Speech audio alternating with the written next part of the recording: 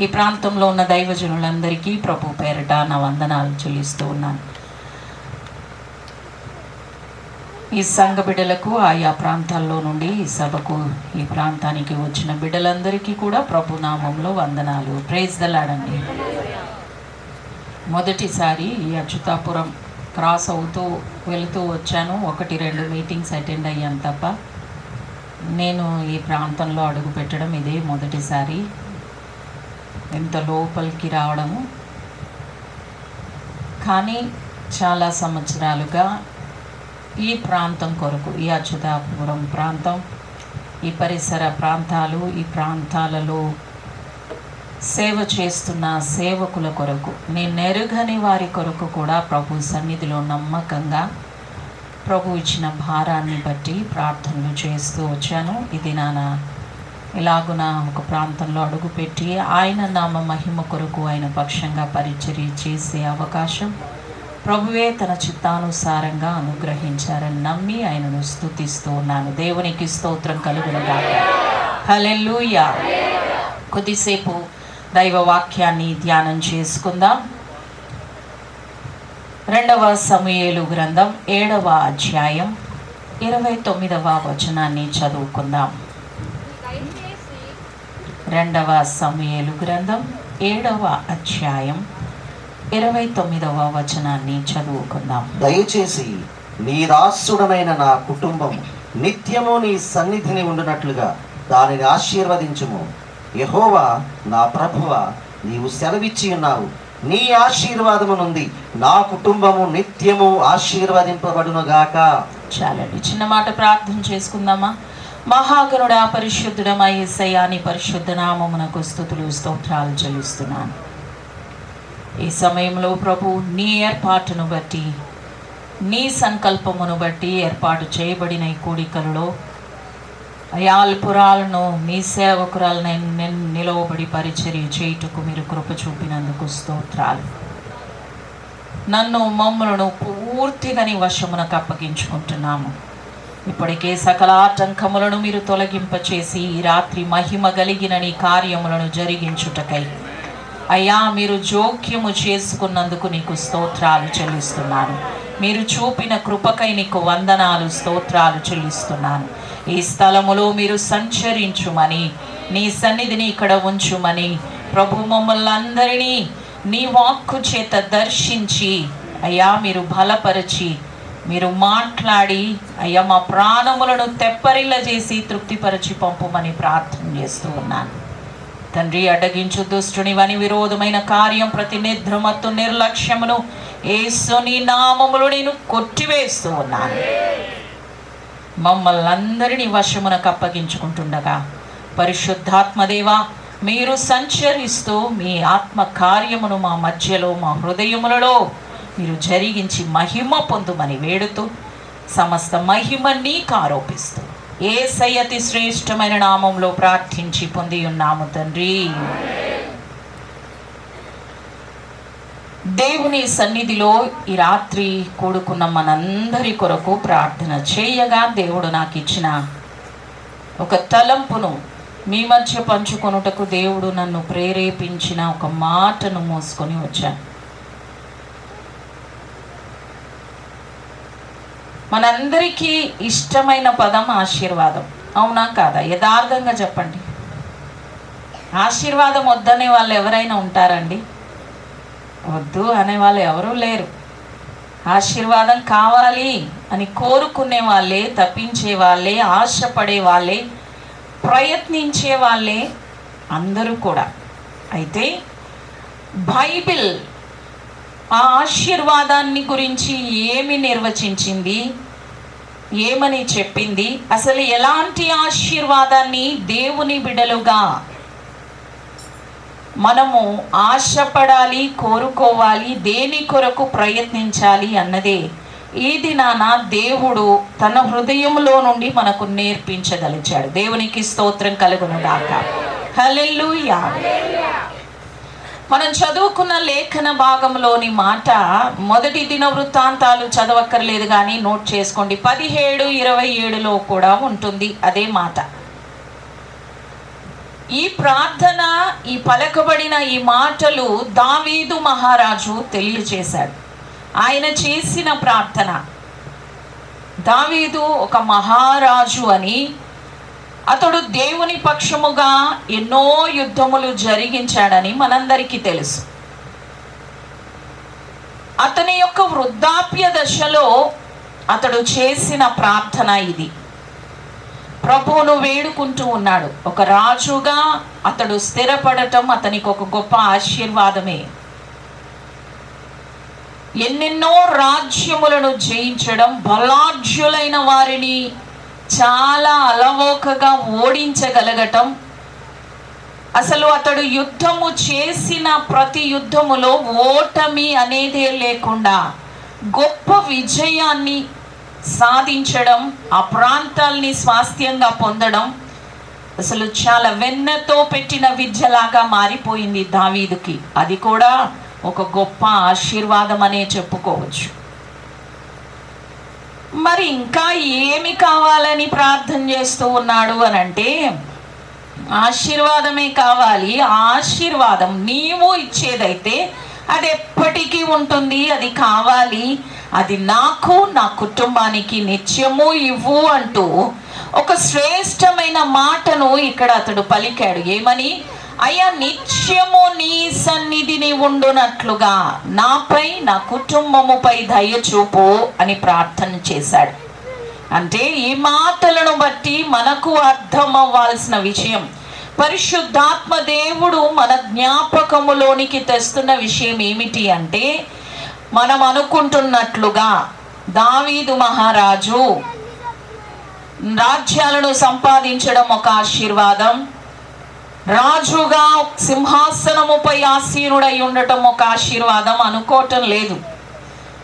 అతను ఆశపడుతుంది, అతను కోరుకుంటున్న ఆశీర్వాదం, అతడు గుర్తించిన ఆశీర్వాదం ఏమిటి అనంటే, ఆ పరమ దేవుని సన్నిధి. దేవునికి స్తోత్రం కలుగునుగాక. హల్లెలూయా, హల్లెలూయా. దేవుని సన్నిధిలో బ్రతికి ఉండటం, నిలిచి ఉండటం, స్థిరపడిపోవటం, ఎక్కడికి వెళ్ళినా ఆయన సన్నిధి మనతో కూడా ఉండే ఆ స్థితి ఒక గొప్ప ఆశీర్వాదం అని, అది ఉంటే చాలు, నాకు, నా కుటుంబానికి అది నిత్యము ఉండునట్లుగా అనుగ్రహించయ్యా. అలా నీవు ఆశీర్వదిస్తే, నీ సన్నిధిలో బ్రతికే స్థిరపడే ఆశీర్వాదం నాకు, నా కుటుంబానికి ఇస్తే అది నిత్యము ఉంటుంది, అది ఎవరు తీసివేయలేరు, మా యొద్ద నుండి అది తొలగిపోదు అని ఒక శ్రేష్టమైన ప్రార్థన దావీదు మహారాజు చేశాడు. దేవునికి మహిమ కలుగునుగాక. హల్లెలూయా. మనం అనుకుంటూ ఉన్నట్లుగా ఆశీర్వాదము ఒక ఘనమైన స్థానము, స్థాయిలో లేదు అని దావీదు మాటలను బట్టి అర్థమవుతుంది. యుద్ధాలలో జయం పొందడం, శత్రువుపై జయం పొందడం, ఇవన్నీ చాలా మంచి విషయాలే, కానీ తృప్తి పడే అంత ఆశీర్వాదాన్ని కలిగించేవి కాదు, అది అసలైన ఆశీర్వాదము కాదు అన్నట్లుగా రాజయ్యున్న దావీదు పలుకుతున్న మాటలను బట్టి మనకు అర్థమవుతూ ఉంది. ఏమిటి ఆశీర్వాదము అని అంటే, ఆయన సన్నిధిలో బ్రతకడమే అంట. ఆయన సన్నిధిలో బ్రతకడం అంటే ఆయన మనతో ఉండడం, మనతో నివాసం చేయడం, ఆయన మన మధ్యలో సంచరించడం. రాజుగా ఉండి ఒక గొప్ప ప్యాలెసే తన కొరకు, అంటే ఒక గొప్ప అంతఃపురమే, రాజభవనమే తన కొరకు నిర్మించుకున్నవాడు, అలాంటివి ఎన్నో కలిగినవాడు, ఎన్నెన్నో విజయాలను సాధించినవాడు, ఎంతో సంపాదించినవాడు, తాను ఏమి కోరుకుంటున్నాడు? ఆశీర్వాదము అని దేనిని గుర్తించాడు, ఆశపడుతున్నాడు అనంటే, ఆయన సన్నిధి నాకు కావాలి అని. దేవునికి స్తోత్రం కలుగునుగాక. నిజంగా దేవుని బిడలముగా ఈ దినమున మనము కూడా మన హృదయాలలో అయితేనేమి, మన కుటుంబాలలో అయితేనేమి, మన సంఘములలో అయితేనేమి, మనము ఏ చోటకి వెళుతూ ఉన్నా, ఏ చోట నిలవబడుతూ ఉన్నా ఆయన సన్నిధి మనతో కూడా ఉంటే అది మనకు ఆశీర్వాదం. దేవునికి స్తోత్రం కలుగునుగాక. హల్లెలూయా, హల్లెలూయా. ఇలాగున ఆశీర్వాదం కోసం ఒక రాజే ప్రార్థన చేసినప్పుడు మనం చేయటంలో తప్పులేదు, ఆశపడటంలో తప్పులేదు. ఖచ్చితంగా మన కొరకు, మన కుటుంబాల కొరకు, మన ప్రాంతాల కొరకు మనము ఈ ప్రార్థన చేసుకోవాలి అని దేవుని వాక్యము మనకు నేర్పిస్తుంది. సరే, నేను ఒక మాట చెప్తాను, జ్ఞాపకం ఉంచుకోండి. ఏమిటి అంటే, ఎవరైనా ఒక సుఖమయమైన, విలాసవంతమైన, ఏ కష్టం తెలియకుండా, ఏ బాధ లేకుండా హాయిగా గడిపేసే ఆ జీవితంలో నుండి మనకే పాఠాలు దొరకవు. సహజంగా ఈజీగా మీకు అర్థం కావాలంటే, ఒక చిన్న పిల్లలు చాలా హాయిగా బ్రతుకుతారు. వాళ్ళకి ఏ బాధ తెలియదు, ఏ కష్టం తెలియదు. వాళ్ళ పక్షంగా వాళ్ళ ఆకలి తీరడానికైనా, వాళ్ళకు వస్త్రాల కోసమైనా, వారి చదువు కోసమైనా, ఇంకేదైనా వారికి కావలసింది వారి తల్లిదండ్రులు కష్టపడి తెస్తే వారికి చేతికి వస్తుంది. కానీ వాళ్ళకి కష్టం ఏం తెలియదు. వాళ్ళు ఏమన్నా చెప్పినా దాని వలన ఉపయోగం ఏమీ ఉండదు. దావీదు చాలా దీవించబడిన వాడే, చాలా విజయాలు సాధించిన వాడే అయినప్పటికీ ఒక సుఖమయమైన, విలాసవంతమైన, ఏ కష్టము లేని, ఏ బాధ లేని, ఏ వేదన లేని, తరమబడని, నిందించబడని, వెలివేయబడని స్థితిలో బ్రతికి పలుకుతున్న మాటలు కాదివి. చాలా వేదనను అనుభవించిన వాడుగా, కష్టములను అనుభవించిన వాడుగా, తరమబడిన వాడుగా, అరణ్యం పాలైన వాడుగా, అతడు రాజభవనములో బ్రతుక నెరుగును, అతడు అరణ్యములో కూడా బ్రతికాడు. అతడు చాలా విలాసవంతంగా గడిపే ఆ పరిస్థితులలో గుండా నడిచాడు, అన్నీ అనుభవించాడు. అతడు ఏమీ లేకుండా ఎవరో ఒకరు ఆహారం తెచ్చి పెడితే బ్రతకాల్సిన పరిస్థితుల్లో కూడా అతడు నడిచాడు. అలాంటి అనుభవాలన్నీ చవి చూసిన, అలాంటి అనుభవాలలో దేవుని తోడును, దేవుని సన్నిధిని అనుభవిస్తూ, ఇలా దేవుని సన్నిధి ఒక ఆశీర్వాదముగా నాతో ఉండుటను బట్టి నేను ఈ దినమున సజీవంగా ఉన్నాను, నెమ్మదిగా ఉన్నాను, సంతోషంగా ఉన్నాను. ఇదే నా కుటుంబము కూడా అనుభవించాలి, ఎప్పటికీ నా కుటుంబం కూడా ఈ ఆశీర్వాదాన్ని పొందుకోవాలి అని ఆశపడిన వాడై, ఆలోచించిన వాడై దేవుని సన్నిధిలో ఆ శ్రేష్టమైన విన్నపాన్ని పెడుతూ వచ్చాడు. దేవునికి స్తోత్రం కలుగునుగాక. హల్లెలూయా. అందుకే ఒక కష్టములో, ఒక వేదనలో, ఒక శ్రమలో, తరమబడిన పరిస్థితుల్లో నుండి, వారి అలాంటి పరిస్థితుల్లో నడిచిన వారి అనుభవాలలో నుండి మనకు ఏదైనా పాఠం దొరుకుతుంది. వారి వద్ద నుండి మనం ఏదైనా నేర్చుకోగలం. విలాసవంతంగా, దర్జాగా, హాయిగా డబ్బులు కురవటమే ఆశీర్వాదం, మేడల మీద మేడలు రావటమే ఆశీర్వాదం, కాలికి మట్టంటకుండా గడపటమే ఆశీర్వాదం, సూట్లు కోట్లు కలిగి ఉండడమే ఆశీర్వాదం అనుకొని బ్రతికే వారి అనుభవాలలో నుండి, వారికి అనుభవాలే ఉండవు చెప్పాలంటే, వారి దగ్గర నుండి మనకు ఏ పాఠం దొరకదు, రాదు. దేవునికి స్తోత్రం కలుగునుగాక. హల్లెలూయా.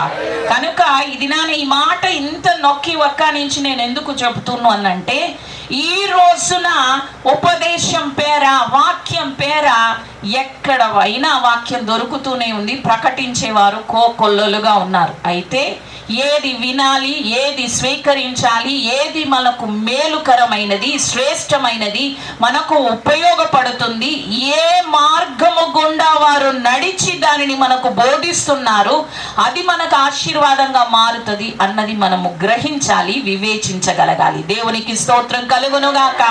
హల్లెలూయా, హల్లెలూయా. అలాంటి అనుభవాలలో నడిచిన వాడుగా ఉండి దావీదు చేసిన ఈ ప్రార్థన ఈ దినం ఖచ్చితంగా మనందరికీ కూడా ఒక ఆశీర్వాదమే. అలాంటి ప్రార్థన మనందరము కూడా చేసుకోవాలి. సరే, ఈ ఆశీర్వాదము కోసం ఎంతగా ప్రార్థిస్తూ ఉన్నాడు కదా, ఎంతగా ఒక రాజు అయ్యుండి తను పొందిన ఈ కృపే, దేవుని సన్నిధే, దేవుని ఆశీర్వాదమే తన కుటుంబానికి కూడా కావాలి అంటూ ప్రార్థన చేశాడు కదా. అసలు ఎందుకు, ఏమి అనుభవించి లేదా ఎవరి అనుభవాలలో నుండి తాను పాఠం నేర్చుకొని ఇలా రాశాడు? అది తెలిస్తే మనకు కూడా ఆ పాఠాలు ఆ అనుభవాలు ఒక పాఠముగా మారి ఇది నా నిజమైన ఆశీర్వాదం కోసం మనము ప్రార్థించే అవకాశం ఉంటుంది. దేవునికి స్తోత్రం కలుగును గాక. హల్లెలూయా, హల్లెలూయా. బైబిల్ గ్రంథంలో మనందరికీ తెలిసిన ఒక కుటుంబం ఉంది. ఆశీర్వాదము కోసమే ప్రయత్నించిన, ఆశపడిన, బ్రతికిన ఒక కుటుంబమును దేవుడు మన ఎదుట ఈ రాత్రి పెట్టాలని ఆశపడుతూ ఉన్నాడు. మనందరికీ తెలుసు, ఆదికాండం 27వ అధ్యాయం, చదవక్కర్లేదు, అధ్యాయం అంతా విషయాలే ఉంటాయి. మీరు ఇంటికి వెళ్ళాక తీరిగ్గా చదువుకోండి. నాకు తెలిసి బైబిల్ చదివే అలవాటు ఉందా మీ అందరికీ? ఉందా? నిజంగా చదువుతారా? చదవాలి. అదే మనల్ని బ్రతికించేది, మనకు త్రోవ చూపేది. ఆ బైబిల్ గ్రంథంలో 27వ అధ్యాయములో ఈ కుటుంబాన్ని గురించి వ్రాయబడి ఉన్నది. వారే ఆ కుటుంబానికి యజమాని అయిన తండ్రి అయిన ఇస్సాకు, అతని భార్య అయిన తల్లి అయిన రిబ్కా, వారి 2 కుమారులు ఏశావు, యాకోబులను గురించి వ్రాయబడి ఉన్నది. సండే స్కూల్ పిల్లలకు కూడా తెలిసిన విషయమే ఇది. అయితే ఇస్సాకు వృద్ధాప్యంలోనికి వచ్చాడు. ఈ ఇస్సాకు తన యవ్వనము నుండి, అబ్రహాము కుమారుడు అతను, వాగ్దాన పుత్రుడు అతను. అలాంటి వాగ్దాన పుత్రుడుగా ఉన్న ఇస్సాకు దేవునితో తన తండ్రి ఎలాంటి సహవాసం కలిగి ఉన్నాడో అలాంటి సహవాసాన్ని కలిగి ఉన్నాడు. యవ్వన కాలములో దేవునితో స్నేహించిన వాడుగా, సహవాసం చేసిన వాడుగా, ఎంతగా దేవునితో సమయం గడిపేవాడంటే తన వివాహ సమయములో కూడా తన కొరకు వధువును తీసుకొని రావటానికి ఆ ఇంటి దాసుడు వెళ్ళిన సమయంలో కూడా, ఇంకా సేపట్లో వివాహ గడియలు అని తెలిసిన సమయములో కూడా అతడు దేవుని వాక్యాన్ని ధ్యానం చేస్తూ గడిపినవాడు. దేవునికి స్తోత్రం కలుగును గాక. హల్లెలూయా. అలాగే ధర్మశాస్త్రం లేని కాలములోనే ఈ ఇస్సాకు ఏకపత్ని పురుషుడుగా ఉన్నాడు. చాలా పరిశుద్ధంగా బ్రతికాడు. అంతేకాదు, ఇస్సాకు తన భార్యను ప్రేమించిన వాడుగా, తన కొరకు తన లోపము విషయములో ఎద్దేవ చేయకుండా, బాధించకుండా, విసర్జించకుండా, విడువకుండా ప్రార్థించిన వాడు ఆమె కృప పొందునట్లుగా. ఇలాంటి చాలా శ్రేష్టమైన క్వాలిటీస్ కలిగిన ఇస్సాకు తన వృద్ధాప్య దశకు వచ్చినప్పటికీ ఈ కుటుంబంలో చాలా చిత్రమైన సంబంధాలు కలిగి ఉన్నారు వారి బిడ్డలతో.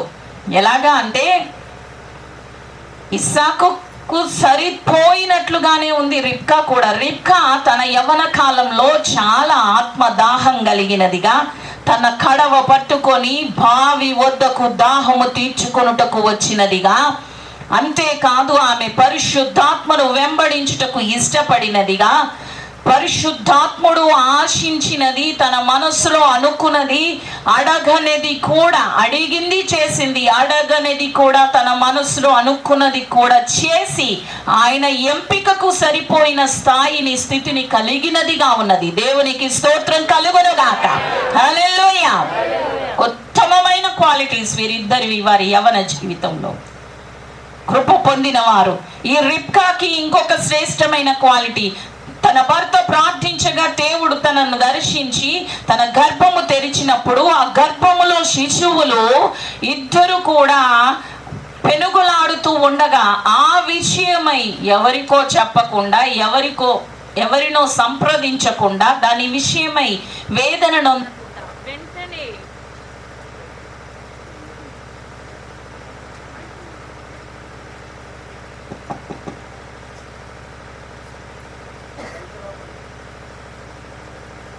వెంటనే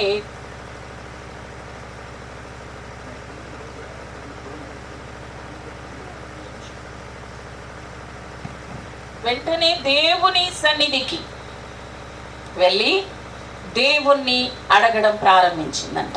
చాలా శ్రేష్టమైన క్వాలిటీ. ఈ దినాన ఇక్కడ అనేక మంది తల్లులు ఉన్నారు, స్త్రీలు ఉన్నారు, యవన బిడ్డలు ఉన్నారు. ఎవరైనా కూడా ఒక సమస్య మనం ఎదుర్కొంటే, మనకు అర్థం కాని విషయం ఏదైనా ఉంటే ఎవరిని సంప్రదించినా సరి అయిన జవాబు మనకు రాదు. మన కలవరం కలుగుతుందో, దాని విషయమై మరింత గాబరా కలుగుతుందో, సమస్య మరింత జటిలమవుతుందో, ఏమవుతుందో కానీ సమస్య పరిష్కారం అయితే కాదండి.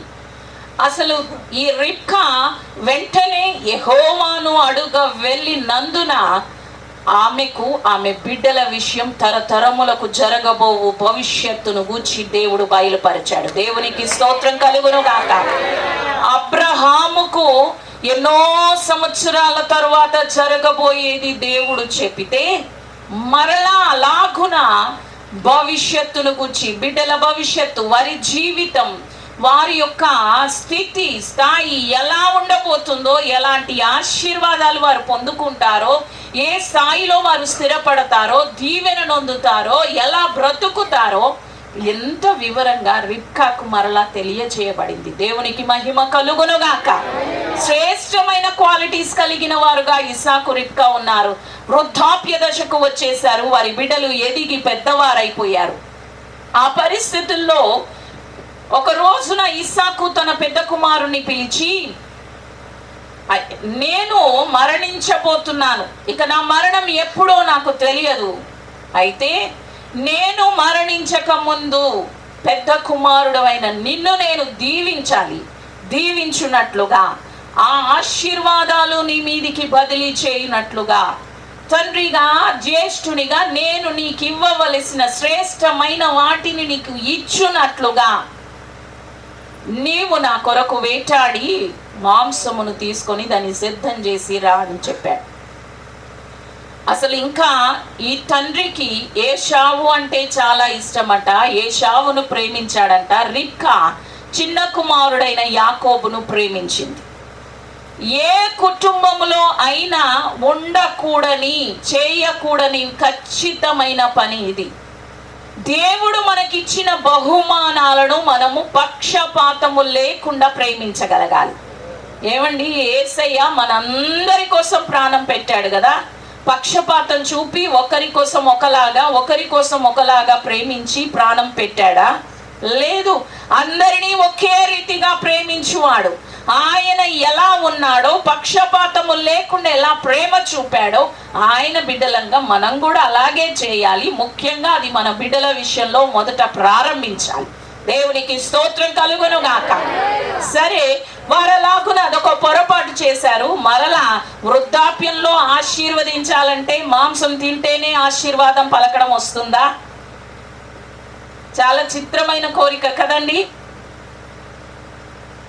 అందుకే బైబిల్ చాలా కఠినముగా, చాలా మార్లు ఖండితంగా దేవుని రాజ్యమునకు అడ్డుపడు ఈ తిండి విషయంలో కూడా జాగ్రత్తగా ఉండమని, మాంసాపేక్ష విషయంలో కూడా జాగ్రత్తగా ఉండమని పదే పదే హెచ్చరించింది. దేవునికి స్తోత్రం కలుగునుగాక. హల్లెలూయా. ఏది అనవసరంగా వ్రాయబడి ఉండలేదండి బైబిల్లో. దేవుడు ఏ మాట కూడా అనవసరంగా రాసి ఉంచలేదు. ఏదైనా ఒకటి నొక్కి ఒక్క నుంచి పదే పదే రాసి ఉంచాడు అనంటే, దైవ జనుల ద్వారా మనతో మాట్లాడుతూ ఉన్నాడు అంటే ఆ విషయంలో దేవుడు చాలా సీరియస్గా ఉన్నాడని మనకు అర్థం అవ్వాలి. మనం కూడా అంతే సీరియస్గా ఆ విషయంలో జాగ్రత్త పడాలి. అదొక తీవ్రమైన హెచ్చరికగా మనము తీసుకోవాలి. సరే, అలా చెప్పి ఆ కుమారుణ్ణి పంపించాడు. అతడు వేటాడడానికి వెళ్ళిపోయాడు. ఈ తల్లి చాటున ఉండి విన్నదంట. మంచి భార్యాభర్తలే కదా, యవ్వనంలో మంచి భక్తి కలిగి ఒకరినొకరు ప్రేమించుకొని ఒకరి కోసం ఒకరు ప్రార్థన చేసుకున్న వాళ్ళు కదా. ఏమైంది వీళ్ళకి తెలీదు. సరే, ఆమె చాటున ఉన్నది, ఈ మాటలు విన్నది. చిన్న కుమారుణ్ణి ప్రేమిస్తుంది కదా, చిన్న కుమారునికి ఆశీర్వాదాలు రావాలని. ఎందుకు? ప్రేమిస్తున్నందుకే కాదు, ఈమె గర్భములో ఉండగా దేవుడు మాట్లాడాడు కదా. ఏం చెప్పాడు దేవుడు? పెద్దవాడు చిన్నవాడికి దాసుడు అవుతాడు, చిన్నవాడు ఒక జన సమూహంగా చేస్తాను, వారిని ఆశీర్వదిస్తాను, వాగ్దానాన్ని నిబంధనను స్థిరపరుస్తాను, ఇలా చెప్పాడు కదా దేవుడు. అందుకే ఇక్కడ కుటుంబాలతో ఉన్న వారందరూ ఒక మాట జ్ఞాపకం ఉంచుకోండి. ఏమిటి అంటే, దేవుడు మనకి ఏదైనా చెబితే, యజమానికి కానీ యజమానురాలికి కానీ ఎవరికైనా, భార్యకు కానీ భర్తకు కానీ ఒక విషయం తెలియచేస్తే పిల్లలకు కాదు చెప్పాల్సింది, మీ యజమాని, మీ జీవిత భాగస్వాములతో దానిని పంచుకొని ప్రార్థన చేయాలి. దేవుడు మాట్లాడితే నీ భర్తకు నువ్వు చెప్పి ఉంటే అతడు మాట్లాడేది, అతడు ఆశపడేది వేరేలా ఉండేది. కానీ రిబ్కా పని చేయలేదు. చేయకపోగా మరలా ఇంకో పొరపాటు, దొంగచాటుగా వినడము, కుమారుణ్ణి పిలవడము. రే, మీ నాన్న ఆశీర్వదిస్తానంటున్నాడు, కానీ దేవుడు చెప్పింది నీకు ఆశీర్వాదం వస్తుందని, కాబట్టి నేను చెప్పినట్లు చెయ్యి. ఆ బాబు సంశయించగా, భయపడగా, అమ్మ నాన్న గుర్తుపడతాడేమో, మోసం చేసిన వాడిని అవుతాను, ఏం పర్వాలేదు, ఆ శాపం నా మీద ఉండను గాక, ధైర్యంగా పలికేసి తెగించి తన కుమారుడు తప్పు త్రోవలో నడుచున్నట్లుగా, మోసం చేయునట్లుగా ఈమె నేర్పి అన్నీ చేసి కుమారునితో ఆ సిద్ధం చేసిన విందును, ఆ సిద్ధం చేసిన ఆహారాన్ని తన భర్త దగ్గరికి పంపించింది. భర్త తిన్నాడు, తడివి చూశాడు. స్వరం యాకోబు స్వరమే కానీ ఏశావులాగానే ఉన్నాడు. ఈ వాసనంతా అదే. మంద దృష్టితో ఉన్నాడు. మాంసాపేక్ష, అసలు దేనిని వివేచింపనివ్వని స్థితిలోనికి అతన్ని తోడుకొని వెళ్ళింది. ఆశీర్వదించేశాడు. ఇక్కడ మనకు అర్థం అవ్వాల్సిన విషయం ఏంటంటే, తండ్రి ప్రయత్నం, తండ్రి ఆశ, తండ్రి తపన తను ప్రేమిస్తున్న పెద్ద కుమారుడైన ఏశావు ఆశీర్వదించబడాలని. తల్లి ప్రయత్నం, తల్లి ఆశ, తల్లి తెగింపు, ప్రాణం పోయినా పర్లేదురా, శాపం వచ్చినా పర్లేదురా, నువ్వు దీవించబడాలి కొడుక అని ఈమె ఆరాట పడిందంతా కూడా తన చిన్న కుమారుడు దీవించబడాలని.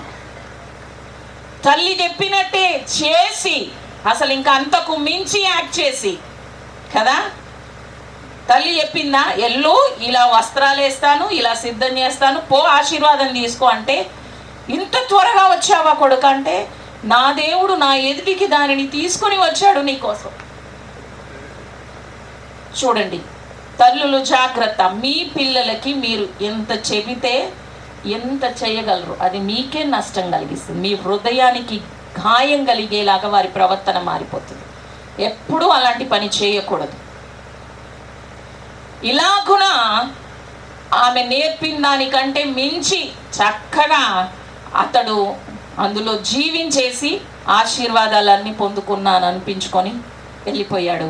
పెద్దోడు రానే వచ్చాడు. కష్టపడి యథార్థంగా తండ్రి కోసం వేటాడి సిద్ధం చేసి తండ్రి దగ్గరికి తెచ్చి, నానా నేను వచ్చాను ఆశీర్వదించడానికి, ఇది తినడానికి, లేచి కూర్చోండి అంటే, అదేంటి బాబు ఇందాక వచ్చాడు కదా, ఎవరు మరి వచ్చింది? ఇద్దరికి అర్థమైపోయింది. అరే, నీ తమ్ముడు మోసం చేశాడు, కుయుక్తితో పని చేశాడు, కపటపు పని చేశాడు, చాలా యుక్తిగా పని చేసి ఈ యొక్క ఆశీర్వాదాలన్నీ తీసుకొని వెళ్ళిపోయాడు. ఇంకా నా దగ్గర ఏం లేవు. రొమ్ము కొట్టుకొని ఏశావు ఏడవడం ప్రారంభించాడు. యథార్థంగానే తండ్రి మాట చొప్పున పెద్ద కుమారుడుగా తనకు రావలసిన, తన మీదికి తండ్రి బదిలీ చేస్తానన్న ఆశీర్వాదాలు పొందడానికి ఏశావు ప్రయత్నించి విఫలమైపోయాడు. యాకోబు తల్లి మాట విని మోసం చేసి అడ్డదారిలో చెడ్డదారిలో ఆశీర్వాదం పొందాలనుకున్నాడు.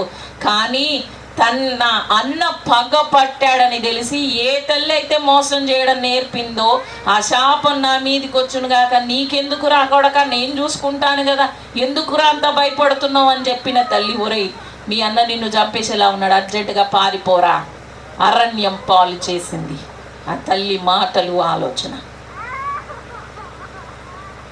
ఈ రాత్రి ఈ కుటుంబము ద్వారా